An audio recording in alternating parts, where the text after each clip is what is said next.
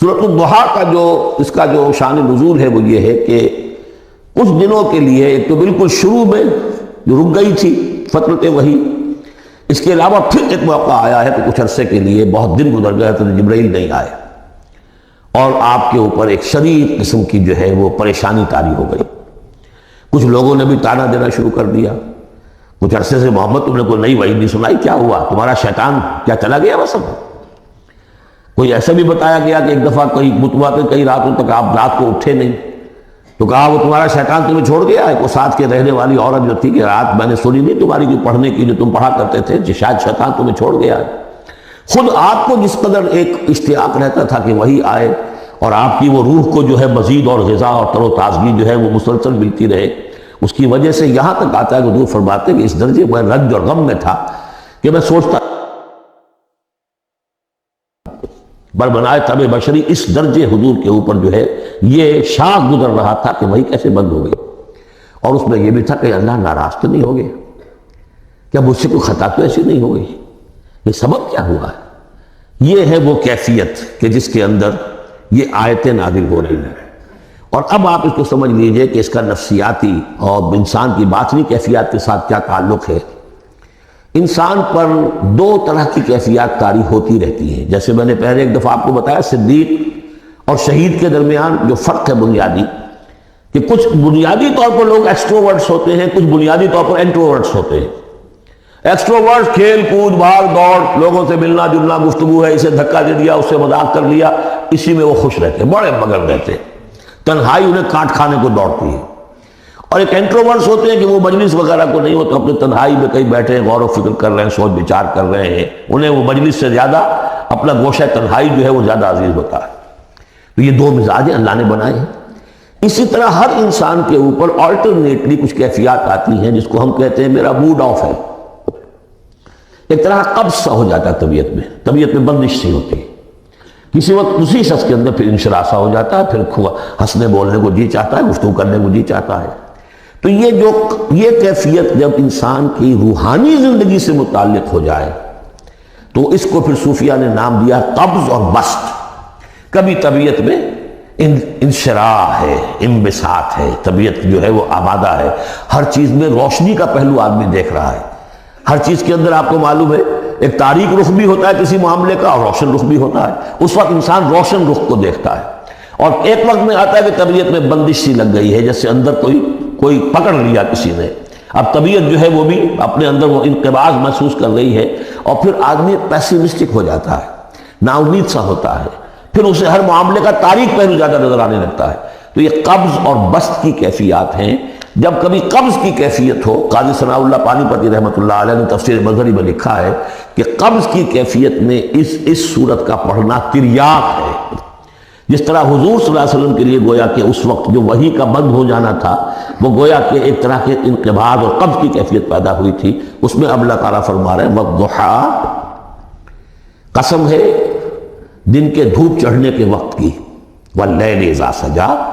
اور قسم ہے رات کی جبکہ وہ چھا جائے یا ساکن ہو جائے، سجا کے دونوں معنی ہے سکون۔ اب دیکھیے ان دونوں کو کیوں لائے، اس لیے کہ صبح ہے، حرکت ہے، برکت ہے، چلنا ہے، دوڑنا ہے، ہر شخص جا رہا ہے، ادھر جا رہا ہے، ادھر جا رہا ہے، رات کو سکون ہو گیا، تاریکی چھا گئی اور شور ہنگامہ ختم ہو گیا۔ لیکن یہ رات اور دن دونوں ضروری ہیں انسان کے لیے، یہاں کا نظام چلانے کے لیے۔ اگر رات ہی رات ہوتی تب بھی یہ دنیا نہ چلتی، اور دن ہی دن ہوتا تب بھی نہ چلتا، تو رات بھی ضروری ہے۔ اسی طریقے سے نفس انسانی کے لیے کبھی کبھی قبض کا وقفہ بھی ضروری ہے۔ آپ اسے یہ نہ سمجھیں کہ اللہ تعالیٰ ناراض ہو گیا، یہ بھی ہماری تربیت کا ایک یوں سمجھیے کہ ایک جز ہے۔ ما ودعک ربک وما قلی، آپ کے رب نے آپ کو رخصت نہیں کیا ہے، نہ ہی وہ آپ سے ناراض ہوا ہے۔ وَلَلْآخِرَةُ خَيْرٌ لَكَ مِنَ الْأُولَىٰ، اور اس کے بعد جو وقت آئے گا اس قبض کے بعد وہ پہلی سے بھی بہتر ہوگا۔ اور میں حیران ہوتا ہوں کہ کیسے غالب نے وہ بات کہی ہے کہ جو بالکل ترجمانی ہے اس کی، رکتی ہے میری طبع تو ہوتی ہے رواں اور، یعنی یہ کہ جب میری طبیعت کے اوپر کبھی کبھی رکاوٹ سی آ جاتی ہے، اب شعر جو ہیں اچھے نازل نہیں ہو رہے، لیکن جب وہ رکاوٹ سے میں نکلتا ہوں، اس قبض سے نکلتا ہوں، رکتی ہے میری طبع تو ہوتی ہے رواں اور، اس لیے کہ اس قبض کے بعد جب مرحلہ آتا ہے انبساط کا اور انشراح کا تو وہ ایک قدم آگے ہوتا ہے آدمی، اس پہلی کیفیت سے ایک درجہ جو ہے اس کا بڑھ چکا ہوتا ہے۔ وَلَلْآخِرَةُ خَيْرٌ لَكَ مِنَ الْأُولَىٰ، یقیناً پچھلی ہر گھڑی، ہر ساعت اور ہر قبض کے بعد آنے والا انبساط آپ کے لیے پہلے سے اونچا درجہ لے کر آئے گا۔ وَلَسَوْفَ يُعْطِيكَ رَبُّكَ فَتَرْضَىٰ، ان قریب آپ کا رب آپ کو اتنا کچھ دے گا، اتنا کچھ دے گا، آپ کی محنتوں کے وہ نتائج سامنے آئیں گے کہ آپ راضی ہو جائیں گے۔ اب دیکھیے پچھلی صورت ختم ہوئی تھی وَلَسَوْفَ يَرْضَىٰ، یہاں ہے وَلَسَوْفَ يُعْطِيكَ رَبُّكَ فَتَرْضَىٰ، صرف ضمیر کا فرق ہے، کیونکہ صدیق پر وحی نہیں آتی براہ راست خطاب نہیں کیا جا سکتا، وہاں وہ صیغہ جو ہے وہ غائب کا ہے، وَلَسَوْفَ يَرْضَىٰ، اور چونکہ نبی وہ ہے جس پر وحی آ رہی ہے، براہ راست مخاطب ہے، تو وَلَسَوْفَ يُعْطِيكَ رَبُّكَ فَتَرْضَىٰ، آپ کا رب اتنا کچھ دے گا کہ آپ راضی ہو جائیں گے۔ اب یہ کہ اسی قبض کی حالت میں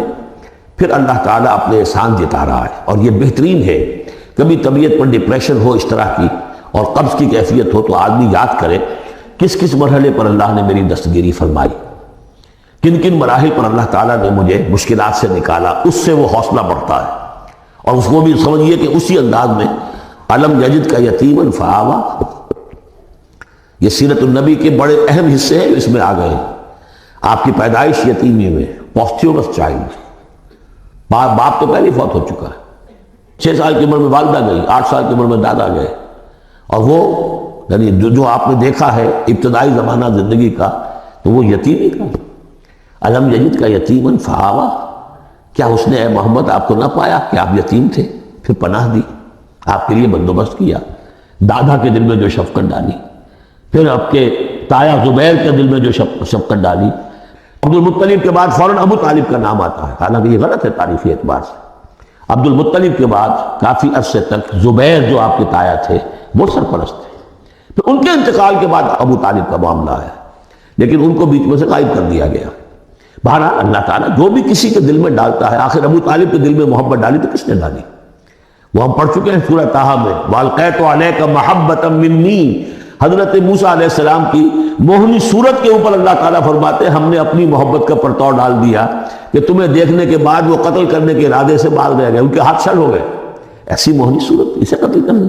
وَأَلْقَيْتُ عَلَيْكَ مَحَبَّةً مِّنِّي وَلِتُصْنَعَ عَلَىٰ عَيْنِي، یہ ہوا ہے۔ تو فرمایا علم یجد کا یتیماً فآویٰ ووجدک ضالاً فہدیٰ، اور پھر جب آپ شعور کی پختگی کو پہنچے اور غور و فکر کا مرحلہ آیا، حقائق میں انسان کو سوچ بچار کا مرحلہ آیا، اور آپ کو دیکھا کہ آپ تلاش حقیقت میں سرگرداں ہیں، تو ہدایت دی۔ وہ آگے آ جائے گا، بہت قریب پہنچ گئے ہم، اقرأ بسم ربک الذی خلق، وہ مرحلہ جب آئے گا۔ وَوَجَدَكَ عَائِلًا فَأَغْنَىٰ، اور پایا آپ کو تنگ دست تو غنی کر دیا۔ کس طرح سے راستہ پیدا کیا ہے۔ خدیجہ الکبریٰ رضی اللہ تعالی عنہا نے جو بھی ان کے آپ کے محاسن دیکھے کتنی گرویدہ ہوئی ہیں، بڑے بڑے سردار قریش کے جو ہے ان سے نکاح کے خواہش مند تھے، انہوں نے خود جو ہے اپنی لونی کے ذریعے سے پیغام دیا ہے حضور کو، تو یہ ساری چیزیں جو ہے ان کی ساری دولت جو ہے وہ پوری کی پوری انہوں نے لا کر حضور کے قدموں میں ڈال دی ہے۔ وَوَجَدَكَ عَائِلًا فَأَغْنَىٰ فَأَمَّا الْيَتِيمَ فَلَا تَقْهَرْ، تو اے نبی تقاضے ان تینوں چیزوں کے کیا ہیں؟ ہم نے آپ کو یتیم پایا، پناہ دی، اب آپ بھی یتیم کی سرپرستی کیجئے، کسی یتیم کو اس کے اوپر کوئی جبر نہ ہو، سختی نہ ہو۔ وَأَمَّا السَّائِلَ فَلَا تَنْهَرْ، اور آپ جب کہ تلاش حقیقت میں سرگرداں تھے تو ہم نے آپ کو ہدایت دی، اسی طریقے سے اب آپ کو بھی کوئی شخص سائل بن کر آپ کے پاس آئے، سوال کرے، اسے جھڑکنا نہیں ہے۔ اسے جو بھی سائل دونوں طرح کے ہوتے، سوال کرنے والا کوئی علمی سوال اور سوال کرنے والا کوئی مالی دولت، مالی مدد کے لیے۔ وَأَمَّا بِنِعْمَةِ رَبِّكَ فَحَدِّثْ، اور جو ہدایت تمہیں دی ہے ہم نے اب اسے عام کرو، یہ نعمت ہے، آپ کے رب کا انعام ہے، یہ ہدایت جو آپ کو عطا ہوئی ہے اس کو بیان کرو۔ اس کے بیان کرنے میں یہ بھی ہے کہ اللہ کے انعامات کا چرچا انسان کرے اس کا شکر ادا کرنے کے لیے، اور یہ بھی ہے کہ اس کو پھیلائے اور عام کرے، دوسروں تک پہنچائے، ورنہ وہ بخل ہو جائے گا کہ وہ دولت جو ہے ہدایت کی اس کو آدمی صرف اپنی ذات تک محدود رکھے اور اس کا جو خیر ہے وہ دوسروں تک نہ پہنچائے۔